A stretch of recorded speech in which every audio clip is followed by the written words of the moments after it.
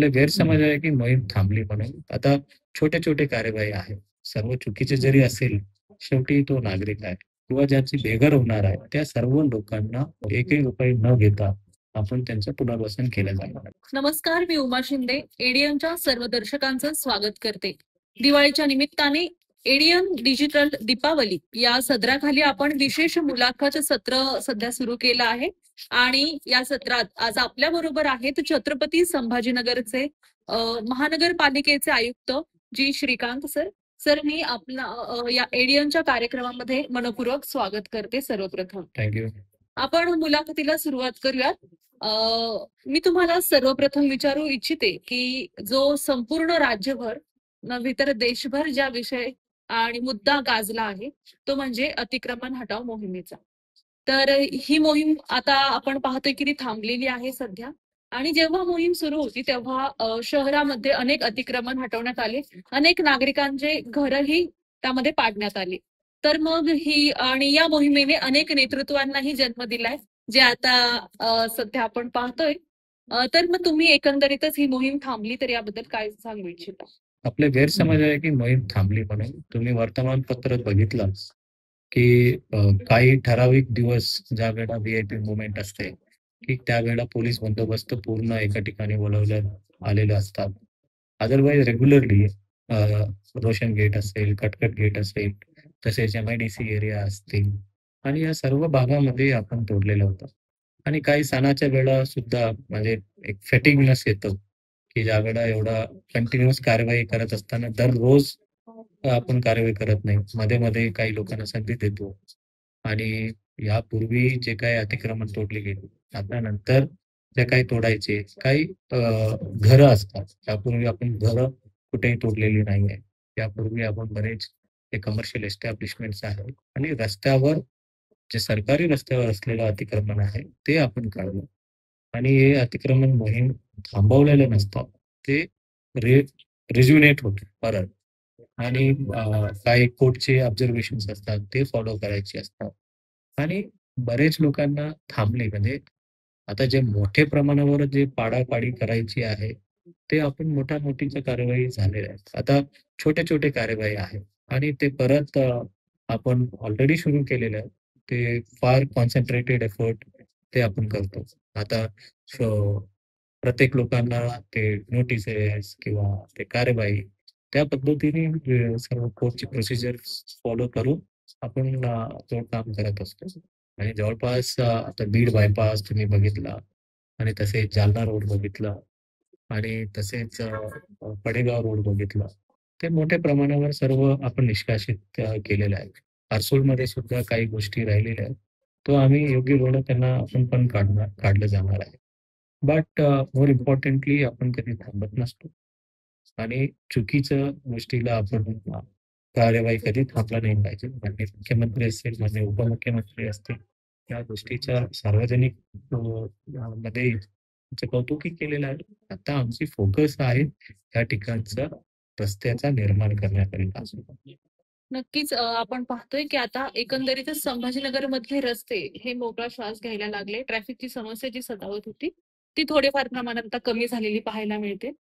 दुसरा प्रश्न असा की जो या अतिक्रमण हटाव मोहिमेत ज्यांचे घर पाडण्यात आले होते किंवा ते नियमाला धरून नव्हते, तर अशा नागरिकांना पुन्हा घर देण्याची काही व्यवस्था करण्यात आली. बरेच वेळा बघा आपण अतिक्रमण आणि अनधिकृत बांधकाम ज्यावेळेला रस्ता रुंदीकरणामध्ये येणारे सर्व जे अतिक्रमण आहेत, अनधिकृत बांधकाम आहे, ते सर्व आपण काढतो. आणि ते काढत असताना सर्व चुकीचे जरी असेल, शेवटी तो नागरिक आहे आणि तो ते बेघर झाला. आणि बरेच शिष्टमंडळ सर आमचे अशिक्षितपणामुळे, आमच्या गैरसमजमुळे आम्ही अनधिकृत बांधकाम केलं, अतिक्रमण केलं आणि मग या सर्व लोकं जाणार कुठं? मग महानगरपालिका अ, जे आहेत ते मानवताच्या दृष्टिकोनातून आणि तसेच माननीय उपमुख्यमंत्री महोदय ज्यावेळेला त्यांना एक शिष्टमंडळ भेटलं आणि त्यांच्याकडे गृहनिर्माण खातं आहे. त्यांनी सांगितलं की म्हाडाकडे उपलब्ध असलेलं घर ते तुम्हाला देण्यात येईल आणि त्यासोबतच महानगरपालिकेचं यापूर्वी पुनर्वसनामध्ये काही प्लॉट्स शिल्लकही आहेत.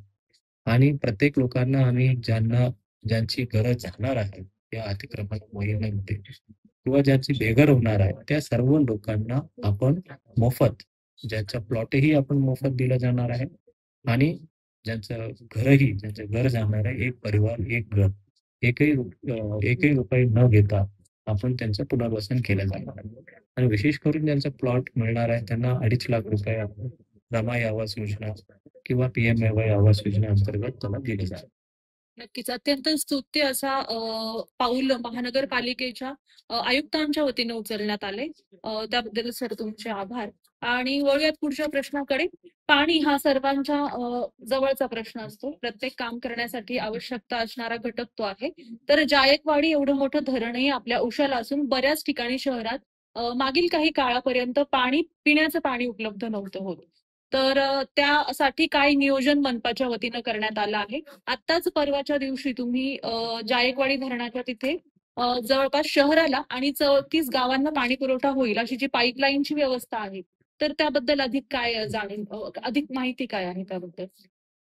बघा आपल्या खूप छत्रपती संभाजीनगर महानगरपालिकेचे जे सर्व निवासी आहे आणि त्यासोबतच आसपास परिसरातील जेवढा गावकरी आहेत, त्यांचं पाणी पुरवठा हा जटिल समस्या आहे आणि खूप वर्षापासून आपण समांतरबद्दल ऐकलं होतं आणि ते काम कधी पूर्ण होणार? खरंच पूर्ण होणार का? खरंच दररोज पाणी मिळणार का? हा शंका-कुशंका बरेच लोकांना ज्यावेळेला आपण 24/7 पाणी देण्याचा अनुषंगाने नियोजन आहे, ते त्यांना विश्वास होत नाही. कदाचित त्यांचा वारसा तसा असेल, की कारण प्रत्येक वेळेला त्यांना सांगितलं आणि त्याला पूर्णत्वाकडे नेले नाही. परंतु यावेळेला तसा होणार नाही. माननीय मुख्यमंत्री श्री देवेंद्र फडणवीस साहेब आणि माननीय उपमुख्यमंत्री महोदय आणि विशेष करून माननीय मुख्यमंत्री महोदयांच्या कार्यालयामध्ये एक सीएम वॉर रूम म्हणून आहे आणि त्यांचे जे प्रमुख आहे सीएमचा खाजगी सचिव असतात आणि प्रत्येक गोष्टीचा त्या ठिकाणी पाठपुरावा केला जातो. कुठे अडचण आहे, कुठे अडकाठी आहे, काय प्रॉब्लेम आहे आणि त्यासोबतच माननीय उच्च न्यायालय खंडपीठ औरंगाबादचे जे पी-ए-एल चालू आहे. प्रत्येक 15 दिवसाला ह्या योजनेची प्रगती घेतलं जातं, आढावा घेतला जातो. काय समस्या आहे आणि अधिकाऱ्यांनी बसून त्या सोडवायचे आणि हायकोर्ट कॉन्स्टिट्यूटेड कमिटी जे विभागीय आयुक्तांच्या अध्यक्षतेखाली आहे. त्यामध्ये मीही सदस्य आहे.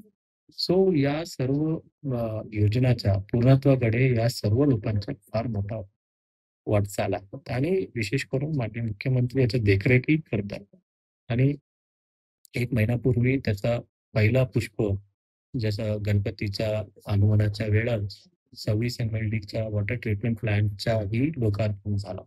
आता हा योजना खूप वेगाने प्रगती करते आहे. आता पाईपलाईनची जी आहे ते फक्त 300 मीटरच शिल्लक आहे आणि अगदी 14-15 पाईपच आहेत. 38 किलोमीटर 38.4 किलोमीटरच्या याच्यामध्ये आपण 99.5% आपण काम पूर्ण केलं. आता क्रिटिकल गॅप्स आहेत. कारण पावसाळ्यामध्ये तुम्हाला माहिती आहे पैठण आणि या भागामध्ये किती पाऊस पडला. जवळपास 5 वेळा आपल्या यावेळेला नाथसागर भरून ओव्हरफ्लो झाला. तरी आम्ही आमचं काम थांबवलं नाही. आणि त्यासोबतच जॅकवेलचं जे काम आहे, ते म्हणजे एखादा शरीराचा जसा हृदय असतो, तसेच या योजनेचं हृदय तिथून उगमस्थान आहे. तिथून पाणी आपण लिफ्ट करून पाईपमध्ये टाकून नक्षत्रवाडीच्या वॉटर ट्रीटमेंट प्लांटकडे आणतो आणि तिथून शहराच्या सर्व भागामध्ये आपण पाणी पुरवठा करीत असतो. आणि आता जे काम आहे, जसं जॅकवेलचं काम जवळपास आता आपण वॉटर फ्लोअर स्लॅब आज आज कदाचित कास्टिंग सुरू झालं असेल. कारण सोमवारी काम सुरुवात करणार होतो. कदाचित झालंही असेल आणि त्याच्यावर मोटर्स बसवून आता त्याच्यावर एक स्लॅब येतील आणि ते काम होणार. पाईपलाईनचं जसं सांगितलं मी 99.5% काम पूर्ण झालं आणि वॉटर ट्रीटमेंटच्या प्लांटचे जे आहे, जे पहिला टप्पा आपल्याला 200 एम-एल-डी त्या त्या त्या द्यायचे आहेत. त्या अनुषंगाने 100 एम-एल-डीचा ऑलमोस्ट 97% काम पूर्ण झालेलं आहे. सो आता सिव्हिलचं काम, या सर्व काम म्हणजे तुम्हाला कारण त्यामुळे मुद्दामूनच मी एक पत्रकार सारखा होऊन मी सर्व गोष्टी दाखवत होतो, की काय आहे, जाकवेलचा कुठे आहे, नक्षत्रवाडीचा काय प्रगती आहे. तो कारण लोकांना खरं वाटत नाही. परंतु मी एवढं सांगतो, की येस खूप अडचणी होत्या. खूप अवघड योजना आहे. कारण अस्तित्वात असलेल्या 3 योजनाच्या बाजूला मला हा पाईपलाईन टाकायची आहे. आणि त्यासोबतच शहरामध्ये काँक्रिटीकरण झालं. मग ते काँक्रिटी फोडून त्या म्हणजे रस्ता तोडून त्या ठिकाणी पाईपी टाकायचे आणि शहरामध्ये काम करत असताना मग एम-एस-सी-बीच्या इतर जवळपास 15 एक डिपार्टमेंटचा म्हणजे त्याचं कोऑर्डिनेशन करून त्या काम शेवटी न्यायचा होता. मग त्या सर्व अडचणीचा पार करत पहिला समांतराचा कुठे चालू आहे, काय चालू आहे? आज अडचण वेगळी आहे, की पाईपलाईनचे खड्डा केला, त्याला बुजवा. म्हणजे पाईपलाईन झाला, आता रस्ता वरती करा. आणि काही ठिकाणी आता नवीन ठिकाणी जे पाईपलाईन टाकायची ते काम पूर्ण झालेलं आहे. परंतु बरेच ठिकाणी अस्तित्वात असलेल्या एसीच्या एस्बेस्टॉसची पाईपलाईन्स आहेत किंवा रिइन्फोर्स्ड काँक्रीटच्या जे पाईपलाईन्स आहेत, त्या चेंज करून नवीन टाकायचे. काही ठिकाणी गैरसमजुतीतून काही विरोध करतात. काही ठिकाणी एवढं आपलं शहर जवळपास गुंठेवारीचं शहर आहे, की अर्धा भाग जे आहे विना परवानगीने बांधकाम केलं. मग आम्ही पाईपलाईन नेत असताना ते पाईपलाईन वाकडं-तिकडं नेऊ शकत नाही. मग जे मध्ये-मध्ये येतात ते आम्ही बेरहमीने आम्ही तोडतो आणि त्या ठिकाणी पाईपलाईन काम करतो. बरेच वेळा या सर्व तोडकाम करत असताना काही नेत्यांच्या उसजूस होते. परंतु आम्ही पाणी पुरवठ्यासाठी आम्ही कोणाला बक्ष करणार नाही. खूप झालं आता. कोणाच्यासाठी आता हा योजना थांबणार नाही आणि हा योजना पूर्णत्वाकडेच आपल्याला न्यायची आहे आणि त्याचा 1-2 महिना मागे-पुढे होतील, परंतु हा योजना पूर्णत्व झाल्याशिवाय कुणीही थांबू शकत नाही. जी, नक्कीच. एकंदरीतच संपूर्ण शहरवासियांना आणि ग्रामीण भागातही पाणी लवकरच पोहोचेल अशी आशा आहे. याबरोबरच रोबोटिक तंत्रज्ञानाचा वापर यामध्ये करण्यात आलाय. जे ऑलरेडी अस्तित्वात असलेल्या ज्या पाईपलाईन आहे त्यामध्ये त्या तंत्रज्ञानाचा नेमका कसा वापर केलाय आणि बरेच ज्या ठिकाणी अनधिकृत नळ कनेक्शन घेण्यात आले होते किंवा पाणी चोरी ज्याला आपण म्हणू शकतो, असे प्रकार घडत होते. तर याबद्दल तुम्ही नेमकं काय सांगू इच्छिता?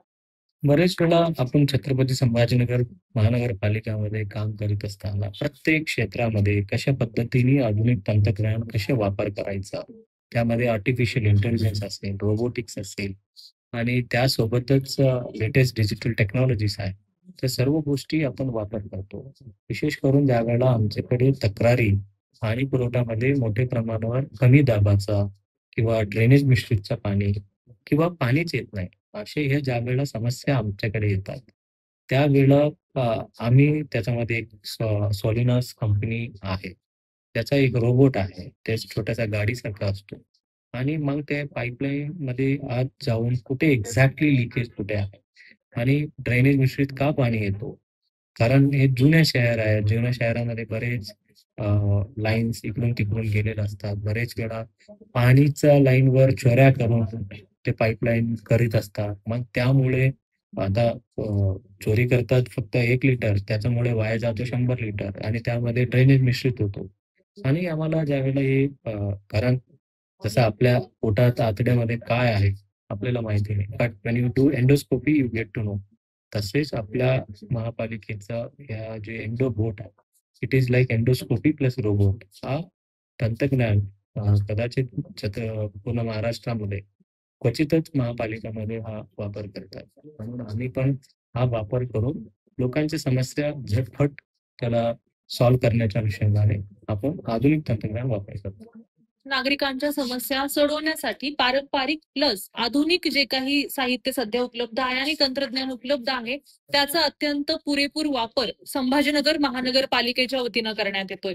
यानंतर जो विषय आहे कर ज्याच्यावरती संपूर्ण व्यवहार चालतो, तर शास्ती से आझादी हा उपक्रम महानगरपालिकेच्या वतीने हाती घेण्यात आला आणि रेकॉर्ड ब्रेक असा कर यावेळी जमा करण्यात आलाय.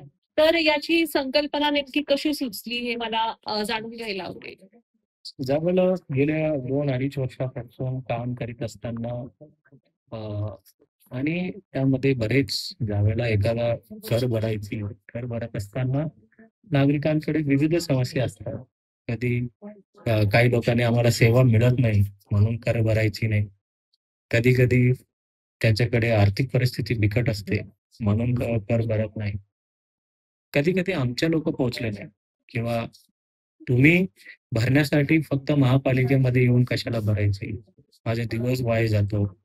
त्यापेक्षा हे सर्व सिस्टम ज्यावेळेला होत्या, या सर्व कारणाची ज्यावेळेला आम्ही अभ्यास केला आणि आम्ही गेले 1 वर्षामध्ये श्रीमित्र आमचे टॅक्स कंट्रोल रूम स्थापना केली आणि त्यामध्ये आम्ही WhatsAppवर गेलो, Google Payवर अवलंबल्या आणि असे सिस्टम तयार केले, की 60 सेकंदामध्ये जर तुम्ही टॅक्स भरू शकला नाही, तर आम्ही टॅक्स माफ करणार. अशा पद्धतीचा सिस्टम, रोबस्ट सिस्टम मला तयार करायचं होतं आणि त्यावेळेला मग हा सूट द्यायचा होता आणि आझादीचा दिवस होता ऑगस्ट 15 आणि जे लोकं टॅक्स भरतात एप्रिल, मे, जूनमध्ये जे प्रत्येक वर्षी ते शिस्तबद्ध टॅक्स पेयर्स आहेत आणि सूट घेतात आणि सूट घेऊन ते टॅक्स भरून टाकतात. बट एप्रिल, मे, जून नंतर मग आमची तो दुष्काळ सुरू होतो. जुलै, ऑगस्ट, सप्टेंबर, मग ऑक्टोबर. परत लोकांना मग दसरा, दिवाळीमध्ये बोनस मिळतात, पगार मिळतात. मग तेव्हापासून सुरुवात होते. मग हा ओला दुष्काळाचा जे सॉरी दुष्काळ जे टॅक्सच्या ड्रॉट पिरियड असतो. मग हा एरिया निवडला. मग ऑगस्ट 15 पर्यंतचा, मग सप्टेंबर 17 शास्ती से आजादी, शास्ती से मुक्ती, 95%, 75% हा मग आम्ही केलं आणि त्याच वेळेला आमची जी एन्क्रोचमेंट ड्राईव्ह पण होती. योगायोग सर्व जुळून आला आणि रेकॉर्ड वसुली जे आमच्या प्रत्येक वर्षी मार्च महिन्यामध्ये आम्ही करायचो, तो आम्हाला सप्टेंबर 30 पर्यंतच ते होऊन गेलं. सो त्यामुळे आणि यासोबतच लोकांना पण विश्वास बसला, की अ, महानगरपालिका काम करतीये. किती अवघड परिस्थिती असेल आज. हां, काही-काही ठिकाणी आम्ही हे म्हणत नाही 100% प्रश्न सोडवला. हां, सोडवायची आहे आणि हे सोडवत असताना फक्त मतलब संस्थाच नाही, ते लोकं पण सोबत पाहिजे. आज कुठल्याही अशी महामारी या शहरामध्ये आता नाहीये. खूप मोठा असा पसराव झाला असं काही नाहीये. पाणीचा सर्व लोकांना ज्ञात आहे, आम्ही काम करतो. कचऱ्याचं सुद्धा आपण काम करतो आणि विकास काम आता रस्त्याचं काम दिसायला लागलं, ड्रेनेजचं काम दिसायला लागलं, पाणीचं काम दिसायला लागलं, लाईटचं काम दिसायला लागलं. स्वच्छतामध्ये आपण भरारी घेतली. मग लोकांना वाटतं, "अरे भाई, आपला टॅक्स भरायला पाहिजे." मी ज्यावेळेला नागरिकांना विनंती केली, "सर, मी बरेच वर्षापासून भरत नव्हतो. मला विश्वास बसला महापालिकेचा विकास होतो. म्हणून मी भरायचे." तो असे मिक्स ऑफ कारणं या सर्व मिळून मग हा सोबतच सूट त्या सर्व गोष्टी मिळून आपल्याला यशस्वी झाला असे मला वाटतं. नक्कीच प्रशासकीय कार्यामध्ये नागरिकांचा समावेश एकंदरीतच महानगरपालिकेच्या वतीने आणि आयुक्तांच्या प्रयत्नातून सुरू आहे. यानंतर वळूयात आपण खाम नदी पुनरुज्जीवन हा जो प्रकल्प राबवण्यात आला आणि याला राष्ट्रीयच नव्हे तर आंतरराष्ट्रीय स्तरावर देखील याची दखल घेण्यात आली. याच पार्श्वभूमीवर आता सुकना पुनरुज्जीवन प्रकल्प राबवण्यात येतोय. तर त्याबद्दल काय सांगू इच्छिता? बघा कुठलाही आता तुम्ही पावसाळा आता संपला आणि या या संपूर्ण पावसाळ्यामध्ये तुम्ही काय बघितलं? गावामध्ये शेतामध्ये पाणी आणि शहरामध्ये रस्त्यावर पाणी. या सर्व कारण हे आहेत, की आपल्या जे नैसर्गिक नाले, ओढे आणि नद्या आपण जोपर्यंत त्याला जोपासत नाही, मग तो त्याचा रौद्ररूप अशा पद्धतीने दाखवीत असतो आणि त्यामुळे खूप लोकांचे नुकसान, शेतीचा, मालमत्तेचा या सर्व नुकसान होत असतो. त्यामुळे आपण हे नदी-नालेला खोलीकरण, रुंदीकरण, त्याला पिचिंग नैसर्गिक पद्धतीने करणे फार महत्त्वाचे असते. त्यामुळे आता आम्ही ज्या पद्धतीने नदीचं काम काम केलं, त्यामुळे बघा हा शहरामध्ये एवढा मोठा पाऊस होऊन सुद्धा तुम्हाला नदीच्या परिसरामध्ये कुठंही पाणी दारात शिरले, या असे प्रश्न नाही. हां, नक्कीच ज्या भागातून आम्हाला तक्रारी आल्या, त्या भागाच्या ज्यावेळेला पाहणी करायला स्वतः रस्त्यावर उतरलो, त्यावेळेला हा दिसला, की या नैसर्गिक नाले, ओढे, नदी यामध्ये अतिक्रमण करून राहिल्या. आता जसा ट्रॅफिकच्या समस्या, रस्त्यामध्ये असलेलं अनधिकृत बांधकाम आणि अतिक्रमणं तोडल्यामुळे तो ट्रॅफिकच्या एकंदरीत समस्या सुधारतो आणि त्यानंतर रस्त्याचं नियोजन करून त्या एक ट्रॅफिक समस्या निराकरण होतो. तसेच भविष्य कालावधीमध्ये आपल्या शहराच्या पूर परिस्थिती कितीही मोठी पाऊस पडला तर नैसर्गिक पद्धतीने वाहून जाण्याच्या हे जे नैसर्गिक नदी-नाले ओढे पाण्याचा निचरा. हे पाणीचा निचरा व्यवस्थित होण्यासाठी हे काम करणे आवश्यक आहे. ज्या पद्धतीने नदीचं काम केलं, आता सुकण्याची नदीचं आहे. यावेळेला बघा, तर पहिल्या दुसऱ्या तिसऱ्या पावसामध्येच नारेगावमध्ये त्या ठिकाणी पूर परिस्थिती आली. घरामध्ये पाणी शिरलं. पाठीमागे सर्व नदीच्या नालीचे अतिक्रमण करून राहिलेलं आहे. त्यामुळे आता या वर्षी संपूर्ण काम सुरू केलेलं आहे. ज्या पद्धतीने नदीचा आम्ही बेरहिमीने त्या ठिकाणी अतिक्रमण तोडलं. कारण 2-4 लोकांच्या फायद्यामुळे लाखो लोकांचं नुकसान आम्हाला करू द्यायचं नाही. त्यामुळे आम्ही या गोष्टीचा आमचे प्लॅन तयार आहे आणि आम्ही हळू-हळू त्या सर्व अतिक्रमण नदी, नाले, ओढीचा सर्व आम्ही अतिक्रमण काढणार. रुंदीकरण, खोलीकरण, पिचिंग, प्लांटेशन आणि ज्या गरज ठिकाणी ब्युटिफिकेशन या सर्व गोष्टी करतोय. नक्कीच. आता आपण मूलभूत सोयी-सुविधांबद्दल चर्चा केली. यानंतर मी शालेय विद्यार्थ्यांकडे वळू इच्छिते, शिक्षण विभागाकडे वळू इच्छिते. मी आयुक्त होणार ही जी संकल्पना राबवली जात आहे, ज्यामध्ये विद्यार्थी तुमच्या घरी येत आहेत शाळेतले आणि त्यांना आयुक्त होण्याचं स्वप्न तुमच्या मार्फत दाखवलं जातंय. तर याबद्दल काय सांगू इच्छिता? नाही हा संकल्पना याच्यासाठी रुजला, की एका दिवशी एका शाळेमध्ये गेलो होतो, की त्या मुलांनी विचारलं, की "सर तुमचं घर कुठे आहे?" मी म्हटलं, "माझं घर इकडे आहे."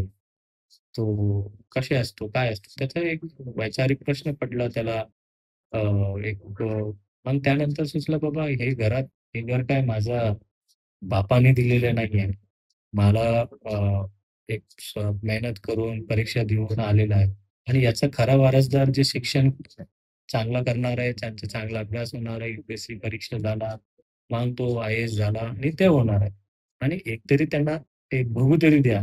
मग ज्यावेळेला अ, मला सुचल्यानंतर आम्ही सांगितलं, "बाबा चला, की आपण प्रत्येक शनिवारी 1 तास, 1.5 तास त्या म्हणजे महानगरपालिकेची जी शाळा आहे विशेष करून आणि यानंतर आम्ही प्रायोरिटीने दुसरी म्हणजे शाळा 1 तास त्यांच्या मुलांशी सोबत गप्पा-गोष्टी करूया आणि त्यांना बंगला पण बघता येतं आणि त्यासोबतच माझ्यासोबत चर्चाही करता येते आणि बरेच वेळा त्यांनी ह्यामुळे त्या शाळेचा काय समस्या आहे. काही ठिकाणी कॉम्प्युटर पाहिजे, लायब्ररी पाहिजे, काही ठिकाणी शाळा तुटतायत आणि या सर्व गोष्टी प्रत्येक शनिवारी एक-एक शाळेच्या आम्हाला समस्या समजतात आणि मग लवकरच ते थेट विद्यार्थी माझ्यासोबत बोलल्यामुळे त्यांच्याही प्रश्नाचे निराकरण होतं आणि मग आमच्यासोबत अशीच चर्चा करणे वेगळं. मग ज्या ठिकाणी राहतात तो त्याला आश्चर्य होतं आणि आम्ही लहानपणी ज्यावेळेला IAS म्हणजे मोठा बंगला, मोठा गाडी, ठीक आहे. तो सरकार तुम्हाला देते.